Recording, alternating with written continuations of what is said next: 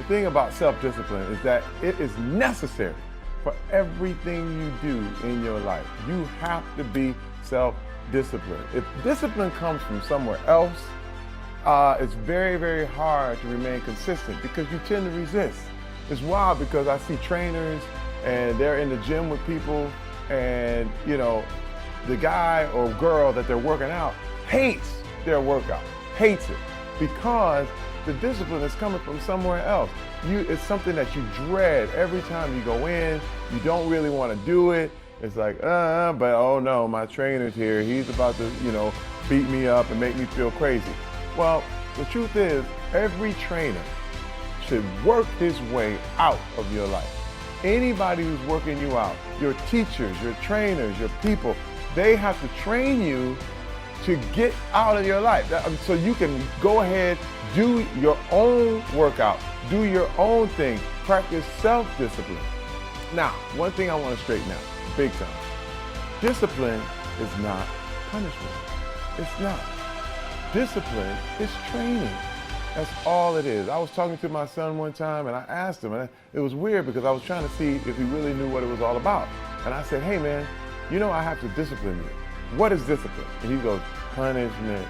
Punishment. When I do something wrong and you punish me. I was like, no. Discipline is training. If you change your mind, your mindset, and really focus it on what discipline really is, you start to welcome discipline. You welcome self-discipline into your life. Let me start with the number one key to self-discipline. Remove temptation. You must remove temptation if you are going to have self-discipline. I'm trying to say, if you are trying to lose weight, if you are trying to get better, if you are trying to do things in a good way, you have to remove the temptations. Me, I had a problem with pornography years ago.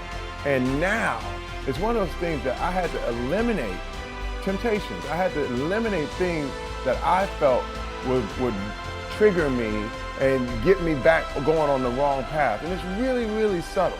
One of the things is by examining the way you think and how you act in a given situation.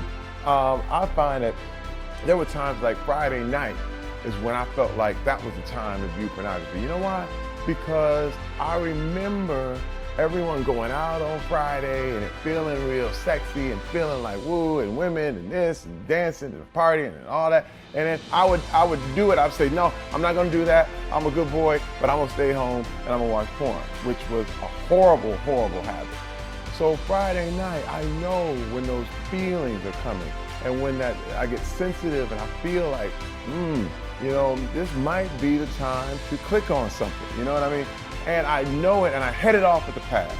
You just make sure that you know where you are and you avoid those temptations. Same thing with eating. If you know you have a problem with donuts, do not go to the donut shop to get your coffee. You know what I mean? Go to a place that doesn't have donuts or something that you know is your vice, that you know you shouldn't do. Another thing, you can be proactive when I say avoiding temptation. If you want to really consistently make the gym a part of your life, set your clothes out for the gym the night before, and it will remove the temptation to not go to the gym. When you wake up, all of a sudden you have your clothes there and you just hop in them. Instead of looking all over the house, I can't find my shirt, I can't find my socks, I don't know what's going on. You'll have your clothes there and there will be no excuse for you not to go.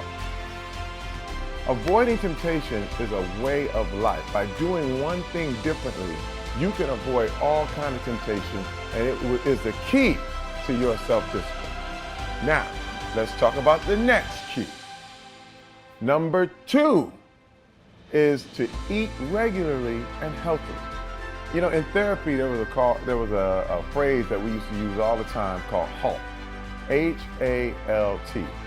And that means when you are hungry, angry, lonely, or tired, you have to be really, really conscious of what's happening. It's called HALT. Anytime you're hungry, angry, lonely, tired, HALT. Look at what you're doing. Examine it. If you're hungry, get something to eat. If you're angry, calm down. Think about where you are. Get yourself in a good mood. If you are lonely, call a friend. Call someone you know. Talk about these things. Talk about your emotions. Talk about how you're feeling. And if you are tired, get some rest, because that is when you're weakest. All of those 4 states of being is when you are at your weakest spot. And it's very, very, very hard to keep self-discipline when you're weak. It is. You know what I mean? You are a fallible human being, so you have to know halt, and you will find the key to self-discipline.